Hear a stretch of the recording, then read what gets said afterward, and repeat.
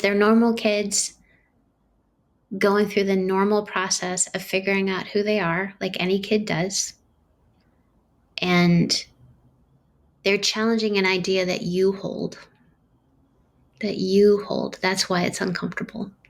That's why it's uncomfortable, because you haven't examined that yourself.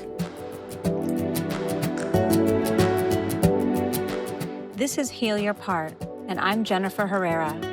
I'm on a mission to help you heal what's in the way so you can see yourself the way your soul does. Because when you heal your part, everything shifts.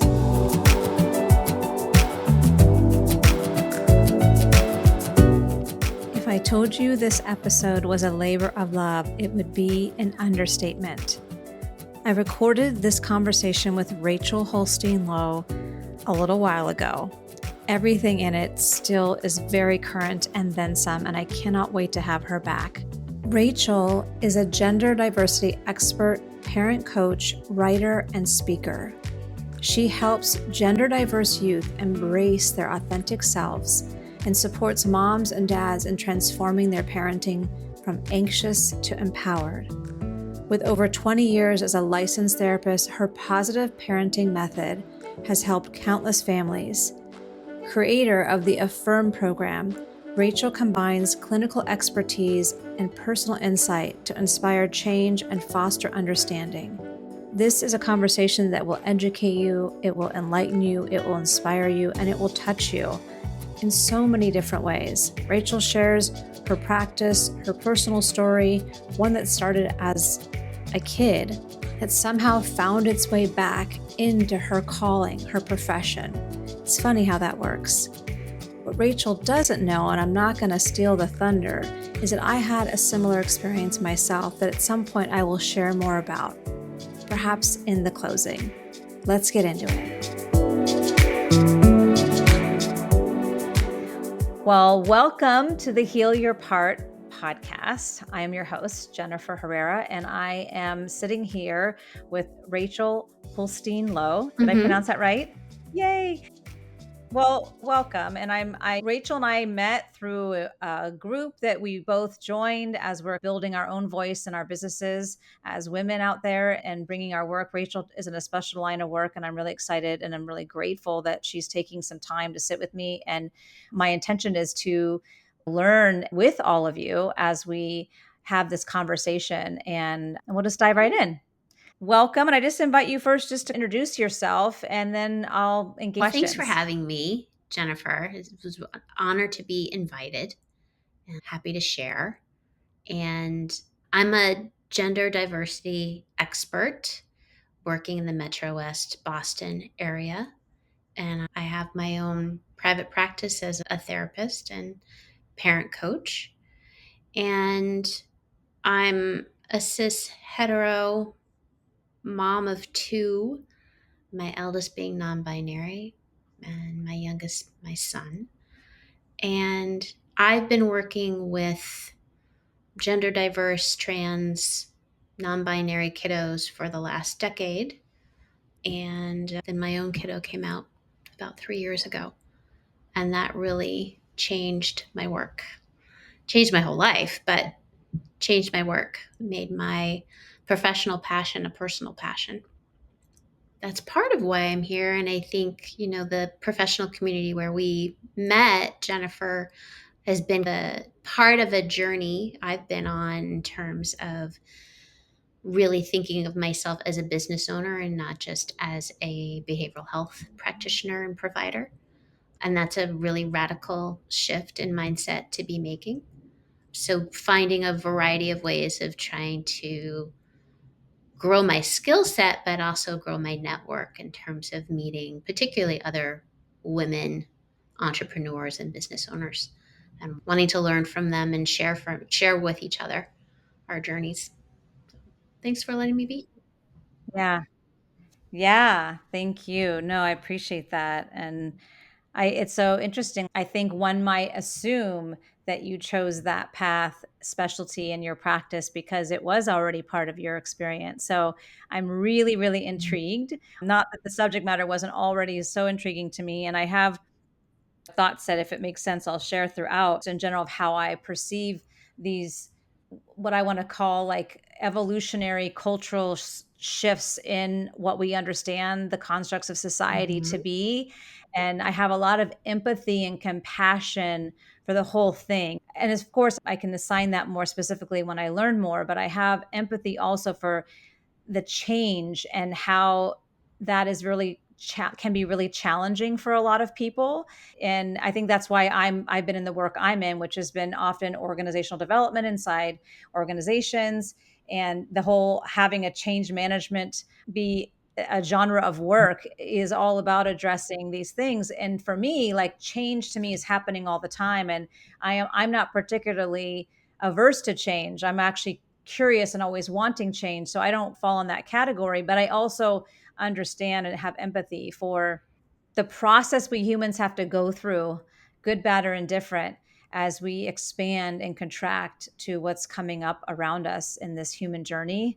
So, without further ado, I just really want to hear more about your journey. And I am curious how you chose this path.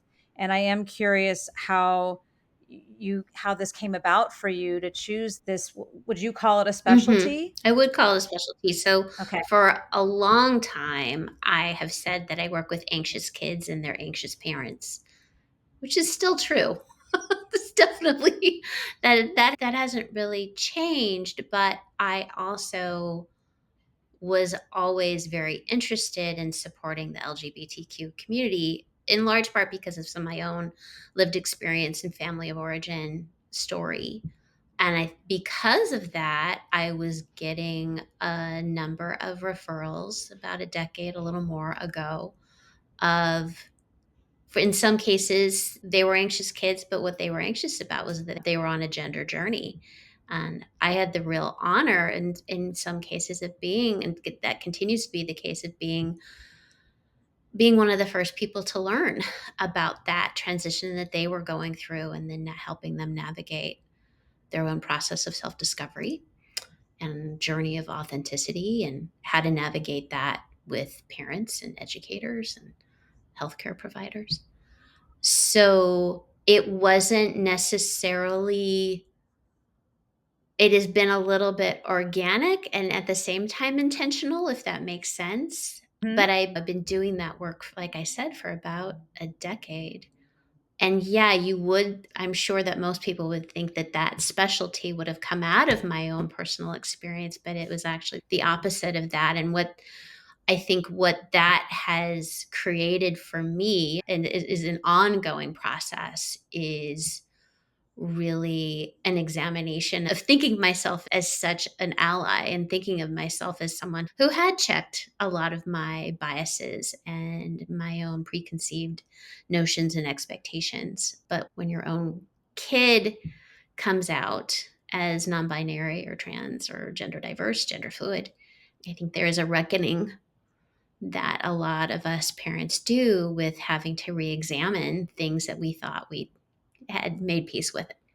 So that has really deepened my professional work, but I think has also really deepened my understanding of myself and Mm. gender, certainly. But I think also a deepened understanding about what it is to be a marginalized population, and how to not only be a support and ally, but also to really think about. I think there's so many layers of consequence to rhetoric and things that are happening in our world that we don't necessarily appreciate unless we've lived it. Sadly, we don't appreciate the multi layers that people have to move through and navigate. So I think it's deepened my understanding. I don't want to pretend that I know it all, because I don't. It, like I said, I think it's an ongoing process of learning and discovery. But I think it's stripped back layers for me that I think are really healthy and necessary and painful. Change and growth is not always pleasant. Yeah. Yeah. Yeah. Well, maybe just to have a little bit of a foundation here, would you maybe define for us, for myself and the listener, all the terms that you just shared and the nuances and however you want to describe them. But I would love to be able to have some clarity from your perspective, like what do all of these Mhm. mean? And it more a little descriptive or clinical, if you will. That's not the right word, but I'm like the clarity is interesting to me, and I think will be helpful. But also maybe how that can show up in someone's life, so that it can sound more than just an identifier, if that Mhm. makes sense. Mhm. Yeah. So I use the term cis even when I introduce myself.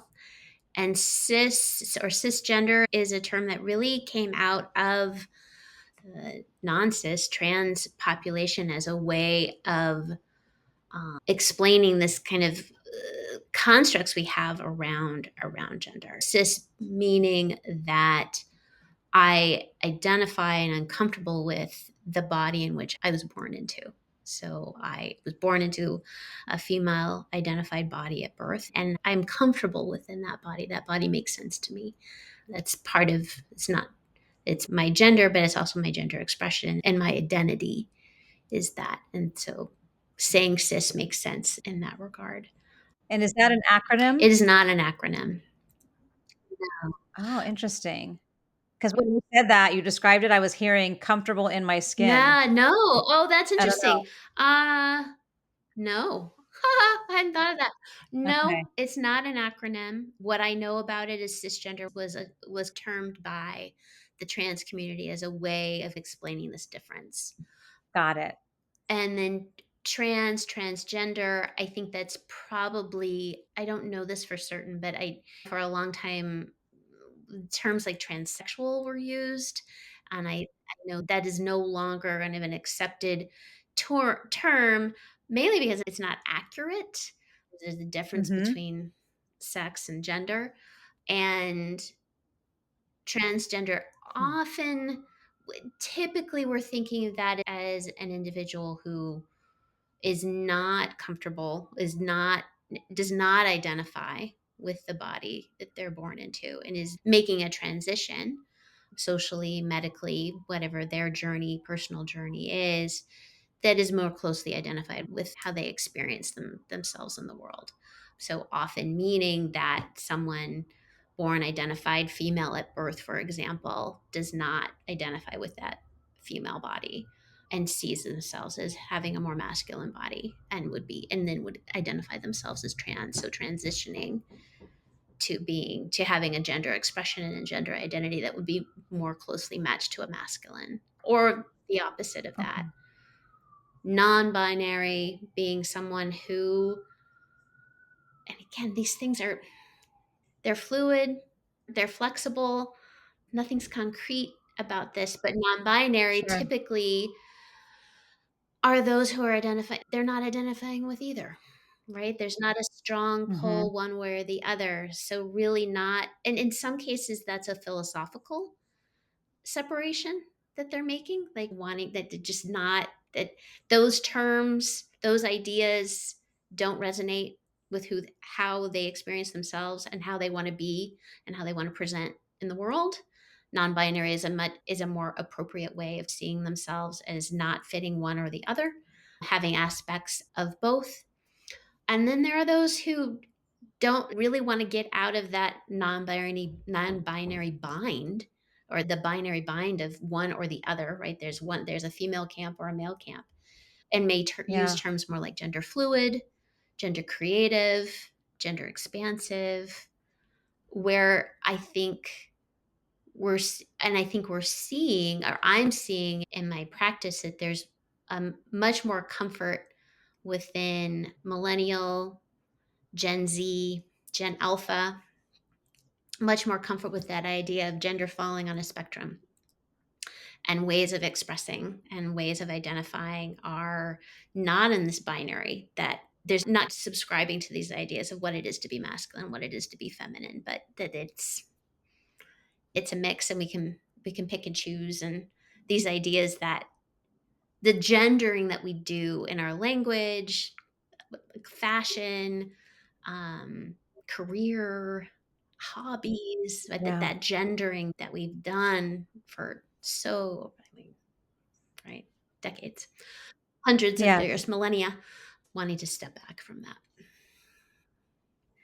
So just to clarify, when you say gendering, what I'm hearing, the imposed gender that we've put on everything that's happening in our world as we know it today, that societally we've imposed and we continue, whether we inherited it or been brainwashed by it. These are my Mhm. words, but it's like that is as a result of that, we then say football is for boys, playing with dolls is Mhm. for girls, going on some kind of solo trip or something in some kind of natural is for Mhm. boys, and becoming a ballet dancer is Right. for girls. Like, and I think the career piece is also really important too. Like, even like nurses were only Yes. women for a very Yes. long time, Yes. right?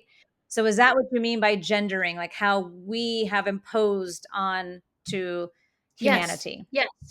as a Yes. society? Yes. And even in kind of individual traits, right? We are hearing that more and more, kind of this idea that there's the same behavior, a certain assertiveness can be labeled assertiveness and seen as an asset in male culture, right? Yes. Whereas it's Yes. seen as manipulative, bitchy, right? Cold, um, mean, unkind, harsh. It's a Harsh, negative. It's not an asset. It's not too an much asset, too much. but it's the same Yeah, behavior. Yeah. for women Yeah. Right. or Right. the female. Yeah. How I think of what you just shared is I think maybe I was sometimes thinking about them slightly separate, that it's a parallel opportunity in society from my perspective, but I never really thought of this kind of being that overlay as well, because it's really in some ways, as we're talking about the gendering piece, the same thing. Mhm. And recently I've been learning a lot more, been getting words to what I've always felt. There's been a lot obviously being reported and talked about, and it started in the 60s. It's been more and more pronounced. And I feel like in the last few years, even since COVID, there's been more. Maybe it was started with the Me Too movement, I don't know, but there's all these things that have become more present in society and in conversation and dialogue, and the pendulum, how it swings, and then, oh, men are afraid of blah blah blah. Mhm. And also I'm also hearing recently from a woman, she's an attorney, her name is Cara Mhm. Lowenthal, and she recently wrote a book. She has a podcast called, I forget, it's really provocative, and but she's talking about how women have been, how society is brainwashed and from the patriarchy. And she's not, what I appreciate so much about her is that she's not talking about it, I don't hear at all in her tone, an adversarial blaming. Mhm. It's just like an acknowledgement of how much more women do go through, like the impact on our nervous system, on just the amount of work that we're trained to do to measure up to all of these, what I'll call it, right, to be simplified in a moment, is double standards, but I appreciate hearing about them in this context as well. And I want to circle back to some of the descriptions you were offering, and did you cover the main ones? I think I'm answering your question in terms of you wanted me to break down some of the terms I'm using, but there may have been others that I use that I'm really used to, right? They're part of my daily lingo, but but please tell me if there are things that I'm missing that you were hoping for me to break down. Okay. Yeah, no, no, that's I mean, that's really it. I mean, for that I'm aware of, I'm Mhm. learning too. But I think what was really interesting that I want to draw like a distinction in is, and I think we can talk a little about this, but I so want to know more about your experience as a therapist and working with kids and families, is that I don't think I was really clear that gender fluid or non-binary, depending upon what that description feels more accurate inside of an individual, is also about, these are my understanding, what I heard, but and also inside of me I was like like I took a breath inside, 'cause I was like, good for them. But how, part of how I heard it was, I'm not signing up. I'm not signing up for this way of being that everybody else feels is imposed. I'm not signing up for that, and I'm going to take a stand otherwise. It doesn't necessarily mean actually that I don't want to be in my female body if I am born as a female, a Mhm. woman. It just means that I'm not creating and designing my Mhm. life to be complicit, these are my Mm. words, to this standard, of how things are. And I'm just curious, does are some of those situations like that where it's really about pushing back on this? Is it sometimes about protecting their friends who don't feel comfortable, and how much society, I'm not saying anyone's doing it for them, but it's like, I'm wondering if also it's about not acknowledging how difficult it's been for somebody being born in a body that they do not Mhm. resonate with, and how impactful that's Mhm. been for children. And I don't know. So I hope that's making sense. I don't want to Yeah. keep talking because I'm a verbose speaker. I think probably the most important thing to say is actually something that somebody said to me earlier today, and I could not agree more. I've heard it in multiple spaces of, if you've met one trans person, you've met one trans person. And I think that's true of any, right? I think we can say that Yeah. across the board. If you've met one woman, you've met one woman, right? If you've met one person Yeah. identifying as non-binary, you've met one, right? So it's really, it's Mhm. so personal. So Yeah. I do think, and I know from my clinical experience, I know from interviews I've done with a number of parents all across the country raising gender diverse kids, is that for some who are identifying as maybe the trans label is not what's comfortable for them, that's not their journey, their journey is more gender creative or non-binary, that they could still be experiencing dysphoria, which is, when I'm saying not comfortable, feeling that discomfort within the body that you've been born into, or been, that was your doctor upon birth identified and said this is who you are. That dysphoria does exist, kind of across that Mhm. umbrella, but not universally. Mm. So there are Mhm. those where it is, I think it is more of a philosophical kind of, or existential kind of issue, as opposed to body parts or a physical self. They may be quite comfortable with the body that they're in, but these ideas about what it is to be feminine, be masculine or not, that doesn't resonate, that doesn't hold true, that's confusing. And so there's other ways of expressing or identifying that become necessary as a result of that. Does that answer the question? It Okay. does, and I Yeah. appreciate that. And that's exactly what I wanna understand with your support, and I appreciate the, if you've met Yeah. one, 'cause Right? I actually heard that recently about something else, and I agree. I think what it also helps me do, and it can help anyone if they are open to that idea, is to slow down a little bit, because you can catch your natural biases, of which we Mhm. also, I believe, Mhm. inherited.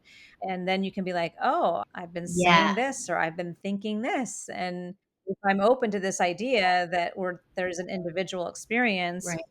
I'm not aware of too many, generalizations that have been helpful. Right. Right.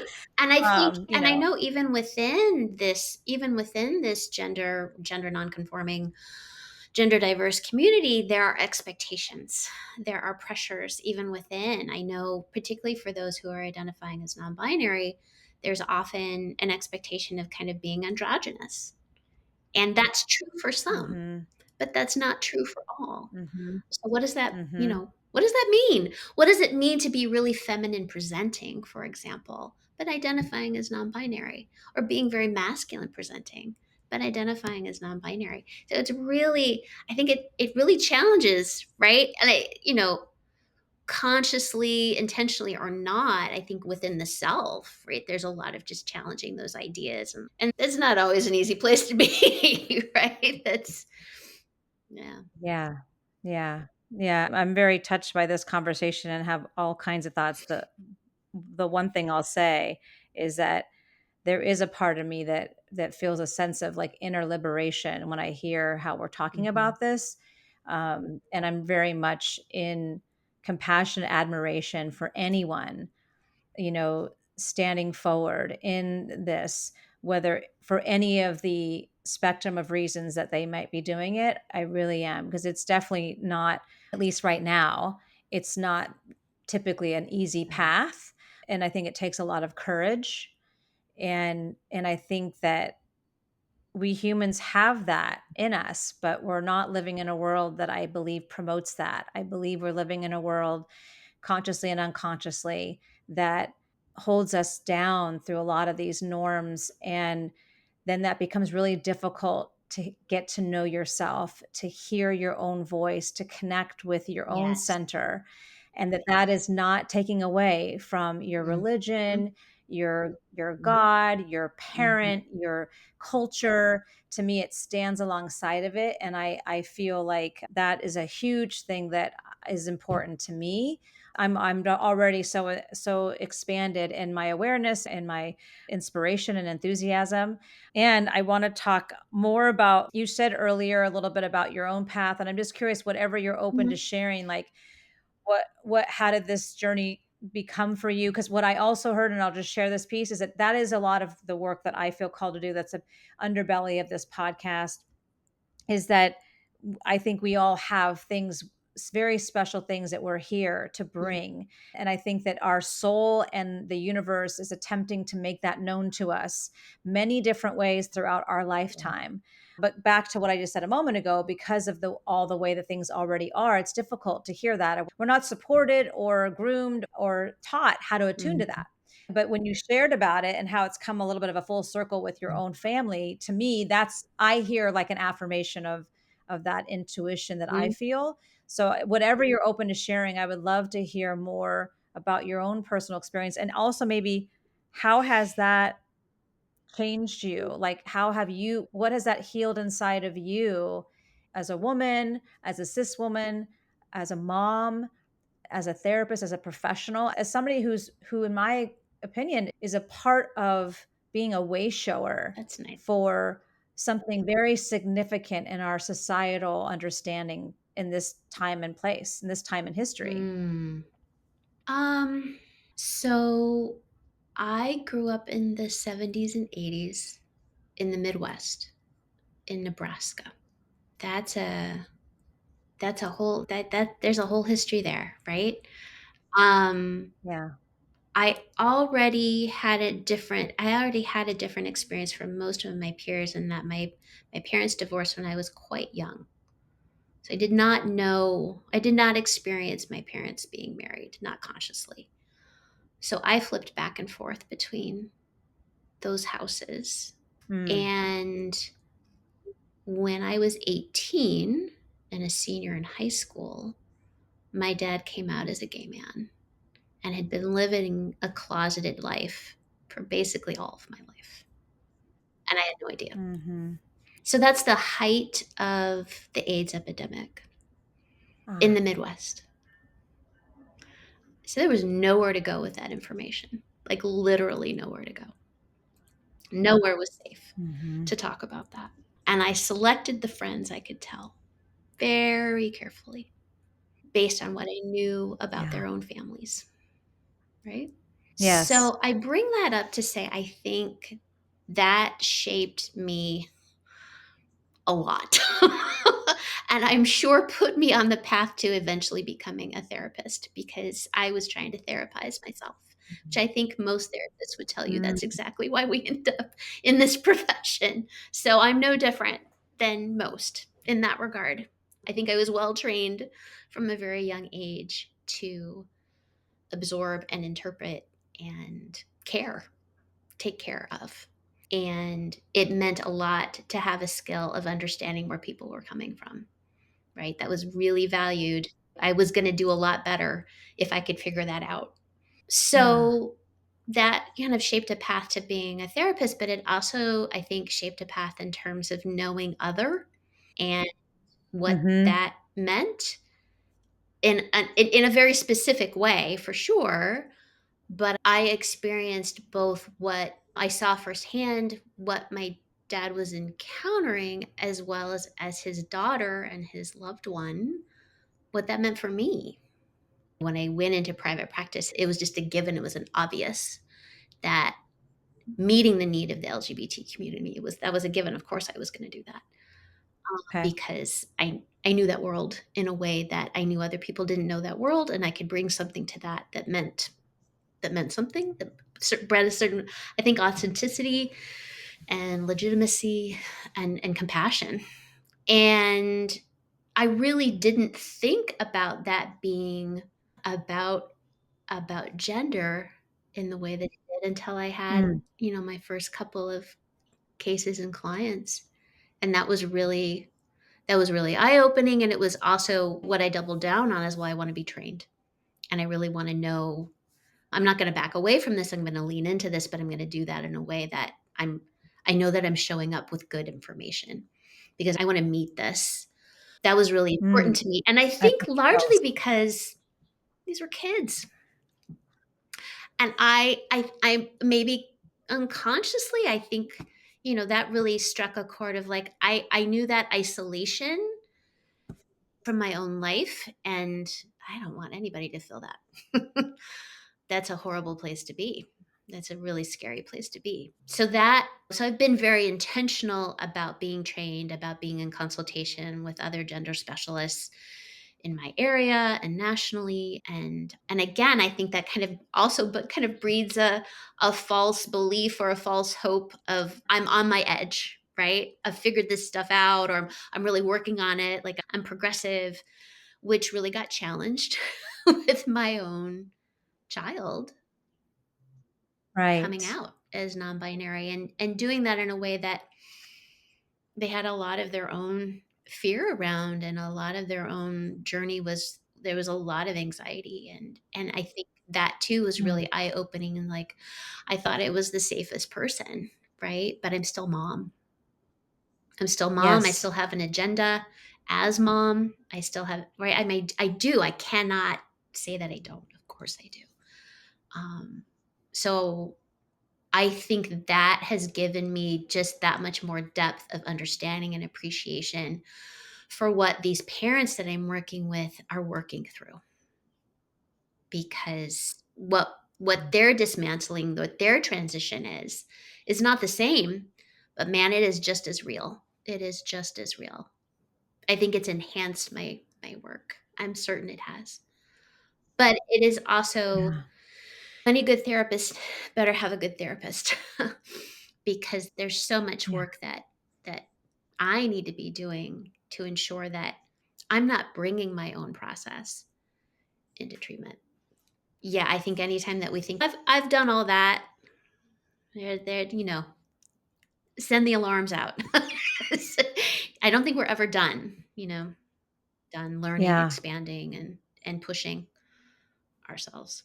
I feel like I answered some of your question and not all the question Yes. at the same. Thank you so much for your just willingness to Mhm, really be open and vulnerable and transparent. And if we have time, I'll share something that I am impacted my life. So there's a level of resonance and compassion. mhm, But I do mhm, remember even just being in the time zone, I remember the AIDS epidemic, and I remember how that was impacting the gay community and also societally. And one of the people I admire deeply is Marianne Williamson, and she started a lot of work with that community and was one of the very few back then. And I think that isolation piece or that feeling not included, that is my work. And, for sure, that has been something that has been assigned to me at a very early age. And people feeling left out or not included is something that is just part of my journey, and it impacts me, and I can get very emotional about it.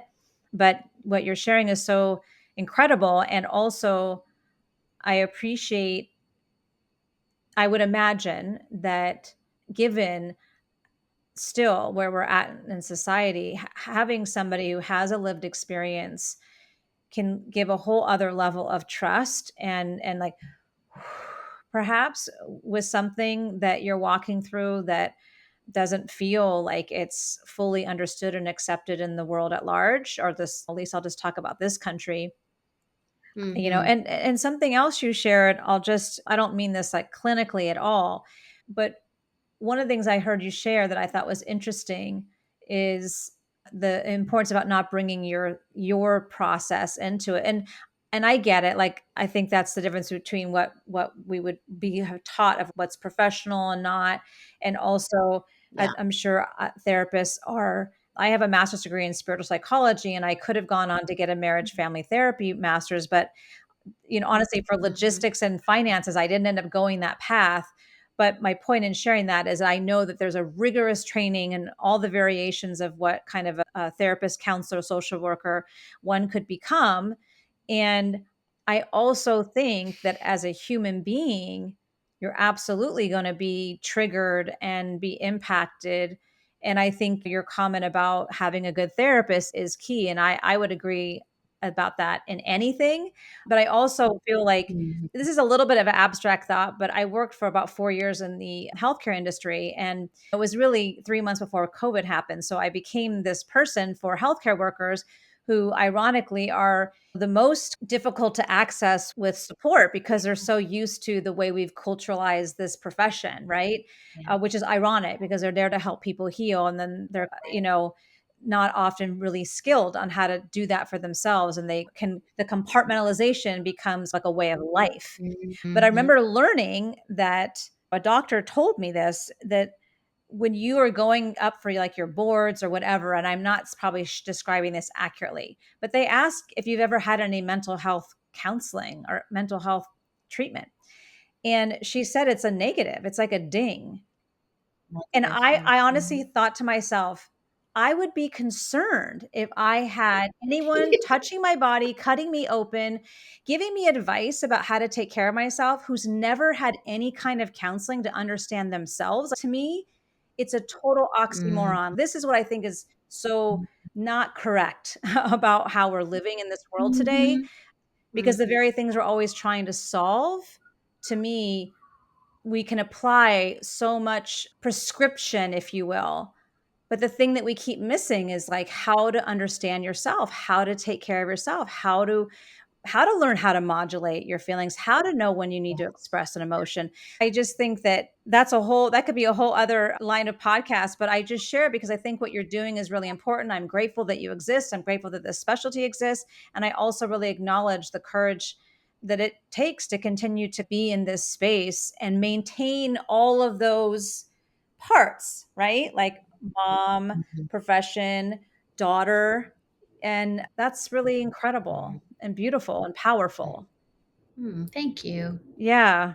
Well, if you don't mind, I'd love to share a little bit more, whatever you could share about your work. And I did notice that you have a positive parenting method, and I'm curious if you would share a little bit about what that looks like and maybe even how Mhm. that's like a case study, if you will, of how that has helped a kid or a family on their journey.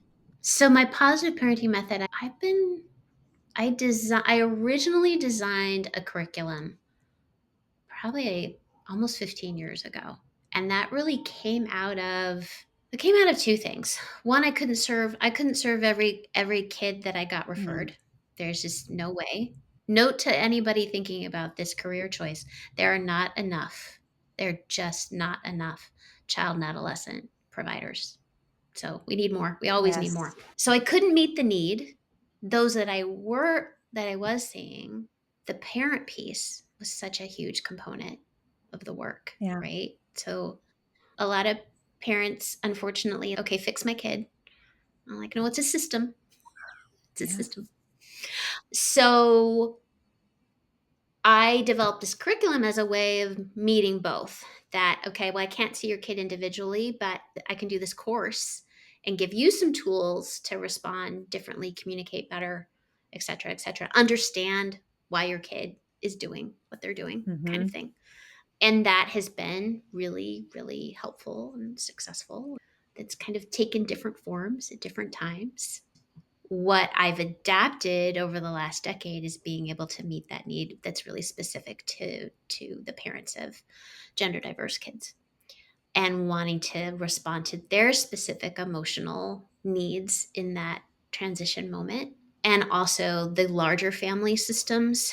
And there's a lot of code switching that can happen in these situations, and how do families navigate that in terms of who's safe to tell, who's not safe to tell. Do we use the pronouns here? Do we not use the pronouns there? Do grandma and grandpa know the new name or not know the new name? Those kinds of things are really common in helping families understand that and communicate about that, and also work through their own full range of feelings about it, while also simultaneously, like, being gender diverse is not the only thing going on with a Yeah. kid. In fact, in some cases, that is not what's front and center. That is not the number one thing on their minds, right? They're trying to figure out how to navigate middle school. They're trying to figure out how to be in relationship with these friends who are acting like, why are they acting like this? They weren't acting like this yesterday. So, also wanting to maintain that emotional, social, emotional learning piece for parents, that they know, okay, your kid's dealing with this and they're growing up Yeah. and they are experiencing emotional things and relational things and academic and cognitive challenges that they've never had before. And so that's it, just helping them kind of break down all those different developmental issues that are overlaying, maybe also a gender journey. And that, I think, has been really useful for families. If nothing else, just as a reminder of, like, hey, yeah, oh, right. Right? Like, maybe that's the number one thing on my mind, but actually what they're expressing to me is something different. A case example, I think, would be, well, I want to be careful about one parent pair that I worked with. Their kid came out a little bit later in high school, and there was really a difference that they were experiencing as a couple about their own acceptance and their Mhm. own, right, their own comfort Mhm. with that Mhm. process. And so it was creating some relational tension for them, which also meant that parenting was a challenge because they had such different viewpoints and different places of comfort. So I did a lot of work with them, kind of both together, but then also separately, around unpacking some of their ideas about some of their gender concepts, and really unpacking some of those hopes and dreams that they had for their kid, and helping them expand ideas that they had about what the future was going to hold. I think initially there was a lot of kind of anticipatory grief that they were feeling, and we were able to do some reframing around that. And again, you were speaking earlier about expanding kind of your own understanding. I think I just was like offering some visions that were a little bit bigger box, or some different boxes than they'd ever had to really think about before. And in doing so, I think there was a really softening that they both could have, of like, I okay, I hadn't thought of it that way. And I don't want to oversimplify it. That's not simple. That is really complicated. And it was painful. There were ideas that they did have to let go of, but that idea that they could still have that beautiful relationship with their kid, even though that their kid was relating to them in this with this new name and with these new pronouns, but that the kid themselves, they were still there. Yeah. They were still there. They were going to be there.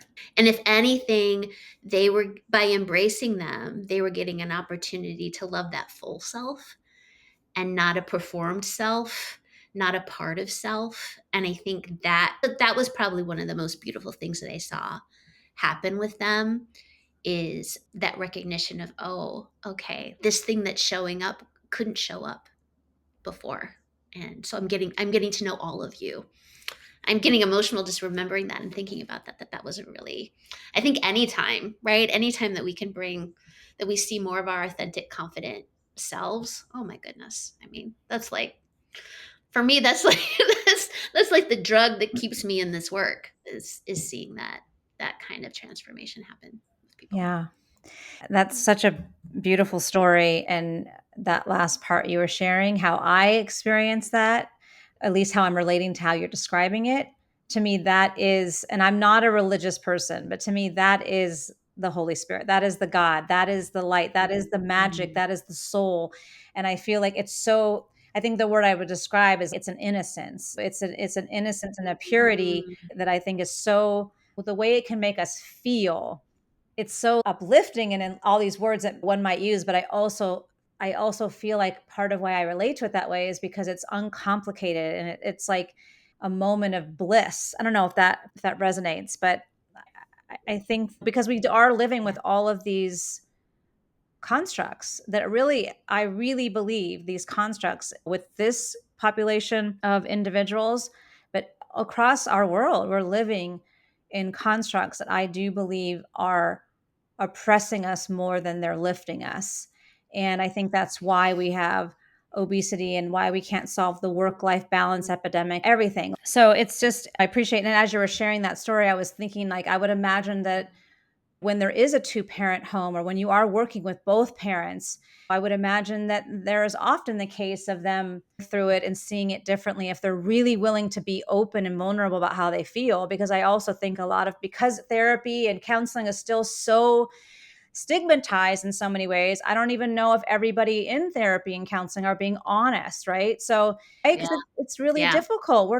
We are not taught how to be open in that way. I just have empathy for the whole experience for somebody coming into something. No one's really taught anybody how to, like, forget even the genderizing of male and female and what's okay and not okay, but in general, I'm curious if you might be willing to share if it's present, because you've talked about this and I'm experiencing it with what you're saying and sharing. And I'm wondering if there's anything specific you might be aware of how it has changed you or how it has made Mm. you more you, like made you more Mm. who you truly are. I'm just so curious about that from everything that you've shared.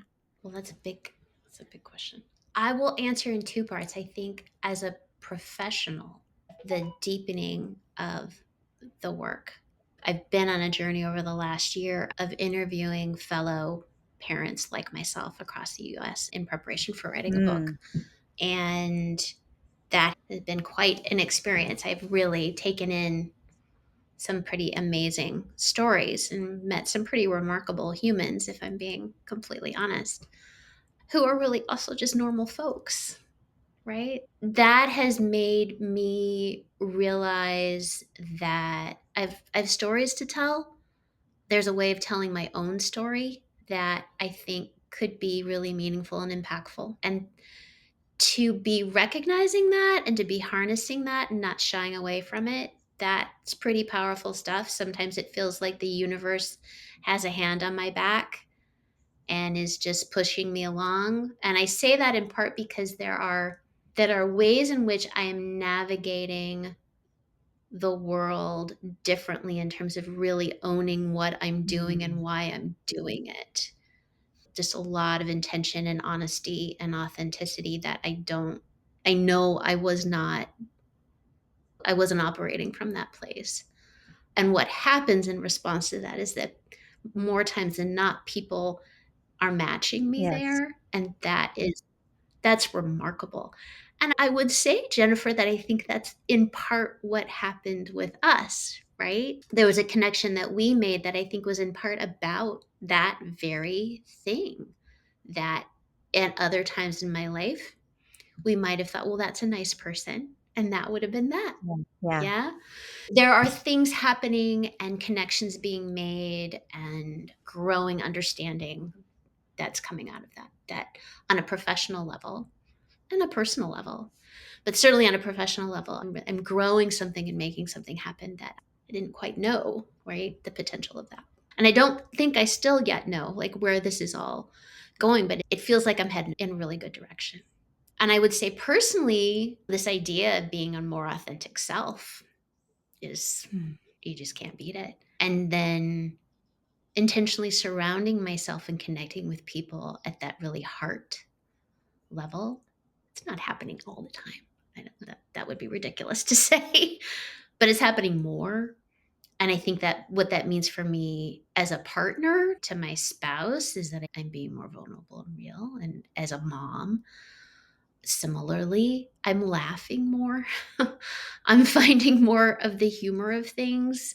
And I think if you would ask anybody, I would probably take me as a pretty serious gal. So to be able to find that lightness is a nice thing, particularly at this phase of life. I hope to keep riding that. Yeah. So that's very inspiring. I'm saying a little bit more than I anticipated, but no, that no, I appreciate the question. I appreciate reflecting on that a little bit. Thank you. Yeah, thank you. And I'll just say this one piece is like I heard you describing yourself coming more fully into owning the work you've already been doing and then how that's and it's I feel like I'm at a beginning in a way of that myself because of my own buying into the societal constructs and how that has had me filtering for so many years. I so appreciate hearing your journey that you're experiencing that. That actually makes me inspired and happy to know. And it also, in a way, what you were just sharing also about your life, about even just the laughter. And that also feel like it speaks to this message I feel has been coming through me. And the more I stay with it, the more it comes through more clearly. And that is that the work life balance isn't necessarily ever going to be solved by things outside. Or I think having less stuff to do and all that can help you feel less pull. But I actually think that can come in a more concrete and lasting way if we first return to self and understand ourselves better, because then we have a relationship. It's all kinds of things that to me are connected to that, like knowing what boundaries are, knowing about what gives you energy and what takes your energy, all those ways that we can talk about that. But when someone steps into, in this case, how I heard you describing it, stepping into that way of being with your life, I just imagine a world of people like that. Like I imagine a world of people that can laugh more. I too. I feel like funny and humor is not my default, but I will tell you, I will sit down on Netflix and watch all those stand-ups because it does have me laugh out loud, and I know that that's good for my heart, but it's not my default. Like I've always been a pretty serious person, and so I can so relate to everything you're sharing, and I'm excited to hear that when you, as a result of you really staying the course and honoring what I hear is your life in a really Mhm. conscious way, it's providing you a lot of fulfillment, and that lightness I think is key. Yeah, Do you have yeah. time for a couple more questions? I Okay. do. Okay. There was something that you shared earlier, and I'm just going to look at my questions really quickly. But what would you say is some of the biggest misunderstandings right now around your body of work or the population of humans that you're supporting right now, or just this whole part of our culture, society? There's a couple different directions to go there. I think probably one of the primary contributors is that people don't know that they know gender diverse people, Mhm. right? Right? Back when my dad came out, people would say, "Well, I don't know any gay people." Yes, you do. You just don't know that you know them. It's the same. It's the same, but we're hearing the same thing. And what that means is that, well, I don't have to think about it. I'm going to put that over there because it doesn't affect my life. So there's just kind of a not being curious and a not an unwillingness then to stay with content that isn't familiar Yeah. because you don't think you need to know, you don't think it affects you. Some of that is with malice, but most of it isn't. Most of it isn't. Most of it is just not knowing Mm. and not thinking you have Yeah. to. And we live in a world where we make that very easy. Yeah. Make that incredibly easy to do. And you layer on top of that that you have some incredibly horrible rhetoric and really dangerous legislation that's happening. But I think the general public, by and large, don't know. They don't know how dangerous and how dire that is for people on the ground, what that is really looking like for um, not just trans youth, but the trans gender diverse population overall. Again, I don't think most of that is done with malice, but I really people just don't know and then are more susceptible to ideas that are completely they're not just misinformation, they're disinformation, Mm. right? They're much more liable to buy that or to only know the really, really Yeah. negative ideas and not know any joy. They don't know any trans joy, which there is plenty. There's so much. There's so much. I appreciate that. And I think that what you're speaking to, which does impact other parts of the other or just things that aren't part of my experience, I do have a level of compassion for just how overwhelming it can feel just to be in your own person, in your own life with everything for many of the reasons I've already said, because so many things were not taught. I imagine a curriculum, it's been my dream, where you're learning about who you are at every grade level, and imagine Mhm. how much more functional and high functioning and how much more healthy we would be. But we don't have that. And the world's just getting more and more busy and full, and technology and all this, and now AI. And so there's a lot of things I Mhm. think that can keep people trapped in just their own four walls. And I also think that we're living in a world, especially in this country, where even the whole idea of people saying my country, and for me, I'm half Mexican. I'm only alive because Mhm. my grandparents emigrated here from Mexico. I'm second generation. My Mhm. father was born here. But I think even without that, just awareness for me of we all emigrated here. Like we don't possess this. We're here for a moment in time. But it is interesting Yes. that the psyche needs that to feel safe often. What's always struck me is, and I've obviously learned more about it as I've aged and had more life experience, but it's what you were sharing. And that is, if it doesn't affect me, I don't need to know. And then, especially like the boomer generation, I think it's even more challenging. And maybe in your experience, it's been Gen X too, but I just feel like Gen X, I think, have been more open to therapy than even boomer, I think, at least in my experience. I feel the same way without going down this path too far right now, but I feel the same way about the Black experience. I feel like Mhm. people, if they don't know somebody, if they don't love somebody who's Black, they don't understand and they can't. And there's things we can't ever Mhm. understand fully, but you can understand more if you wanted to. Mhm. And If you wanted to. right? So Yeah. I appreciate you sharing that. And I am curious, maybe you can come back and share more as you get further along in your book as well. Because I think an education on what are some of those risks and what are some of the things that are out there that are impacting our society and impacting human beings. And that it's in many cases right there. You just don't know it's right there. And it is maybe impacting somebody that you do care about. Here's a fun question. It's maybe you've shared some of it already, but if you could wave a magic wand, what's one thing you wish everyone understood about non-binary and the gender expansive youth? They're just normal kids. Hmm. They really are. They really are normal kids. They're normal kids going through the normal process of figuring out who they are, like any kid does. And they're challenging an idea that you hold, that you hold. That's why it's uncomfortable. That's why it's uncomfortable because you haven't examined that yourself, right? But it's a natural journey. We all do it. We all do it. And kids come at it different times, but they're really normal kids. They're beautiful kids. What I am astounded by again and again with these kids is how well they know who they are. It is it's uncanny. And I think because they have Mhm. to, because they have to defend Mhm. it in a way that the rest of us don't. Mhm. That is powerful stuff, man. It is really something else. They are change makers. They are change makers. There's a reason why these individuals have been spiritual people in many, many, many cultures for millennia. There's a good reason why. They have a wisdom I think transcends things that those of us in the cis hetero world don't. We don't know. We don't know. Wow. I really believe I that. feel I you. really believe that.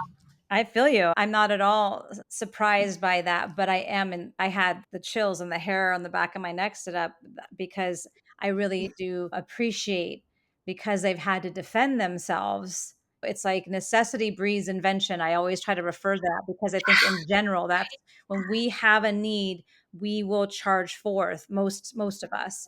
And Mhm. yeah, and some part of me feels empowered by that for Right? in general, but Right? also for these kids and for humanity, like the future of humanity, more, more Mhm. individuals being self-aware, which then allows them to access emotional intelligence. You cannot have emotional intelligence if you are not self-aware, Yeah. you know? Yeah. So, Yeah. wow. Yeah. Is there anything one thing I wanna mention just and again, I wouldn't mind talking to you more about this another time too. When you were talking about your positive parenting method, something that I really heard was that and I'm sure I could get criticized for this, but it's just my experience. I did not have the opportunity to have a child. That was not my plan. I thought I was gonna have a family, but I do believe that the majority of individuals are not parenting in a conscious way. I think that there's a lot of people that are trying different things. I think there's a lot of people that are just busy and they're doing what they've always been seen. But I also think we can look at societal shifts and how it seems like the pendulum swings and how that has impacted how we parent. And then there is people that are really trying to allow how I think of it is it's a soul that you're shepherding and that you do not own them. You do not Mhm. own them, No, you you will know? not. But I Yeah. do think there's a confusion there of everything that we've been taught and modeled and also keeping them safe. Because a lot of things can come under this Yes. idea of keeping them safe in a world Yes. that has predatory ways of being in general, whether it's like ready to maybe hurt you or hurt you even with these rules of the world, right? And I think that also can inhibit or hold parents back from recognizing that they are capable of more. Like when you describe those parents, how I was relating a little bit towards the end of what you were sharing about, oh, I never thought of it that way. I feel like that's a lot of what is just missing. And that some of that's communication and everything, and why I don't think we have a lot of experience yet in civil discourse, but it's like coming at it from an offensive instead of a defensive. And then it's, oh, I had somebody in my family who was really struggling and talked about this woke movement is what, and then they Mhm. lumped into that like the pronoun and what would I can't call my son a he anymore, and it wasn't even a personal thing for them. Their Mhm. son wasn't questioning their pronouns, but it was the idea of it. And my Yeah, response, yeah. because of my training and because I was really prepared for the conversation, so I wasn't in my agenda to educate her. I just, however, Mhm. I maybe could have. I just said, I can hear Mhm. how upsetting that is to you. Like I can hear how it's scary. I think it's scary, Yeah. not because it immediately means this person's not okay or they're bad or wrong, but it's if everything you thought you knew and you're relying on that to somehow hold the idea of yourself and your life together starts to become like, then you're people. Yeah. And if you don't have coping skills and you don't know who you are, I mean, it's Yeah. scary for people, you know? It's scary. So Yep. I just think that parents don't know, I don't think fully how Nope. expanded they No. can be. And it's only because it Right. hasn't been modeled a lot, nor has it been fully introduced, but it's in you, it's in there. And when you have someone like you working with you because you chose to step into that body of work and grow and honor yourself and your Yeah. family, I give a lot of credit to the parents who say, "You know what? We need help. yes. I can't expect to know all Yes. this. I Yes. need help." That takes a lot of Yes. guts. It takes a lot of guts. It takes a lot of intentionality. It's a huge time commitment. It's a financial Yeah. commitment. That's a Yeah. big deal. I give a lot of props to those who are, who are showing Yeah. up. They're self-selecting, but they're not being told Yeah. to Yeah. go. That's a big Yeah. deal. Rachel, Mhm. I bow down to anyone who says, I need help. I really Right? do. I Yeah. really do. What would you like to leave the listener with? If there was something, a pearl, a thought, you shared some things before, but just as we Mm. wrap it up, if there's anything that's present. When you were asking about what do I want people to know about gender diverse kids, I will leave this. And I think this is true of any kid. When they tell you who they are, believe them. Hmm. You don't have to understand it, but believe them. Thank you for that. Yeah, If you're the listener welcome. wanted to reach you, how would they find you? Where would they find you? So the best way to find me would be my website, which is www.rachelhlow.com. And aside from that, they can find me on Instagram, Rachel Hulstein-Lowe LLC, which is the name of my business. Yeah, those are probably the best places to find me. And hopefully, I'm going to be in a bookstore Yes. near all of you sometime in the foreseeable future. So, yeah, Awesome. Well, we'll yeah. put all that in the show notes Okay. too. So thank you. Fantastic.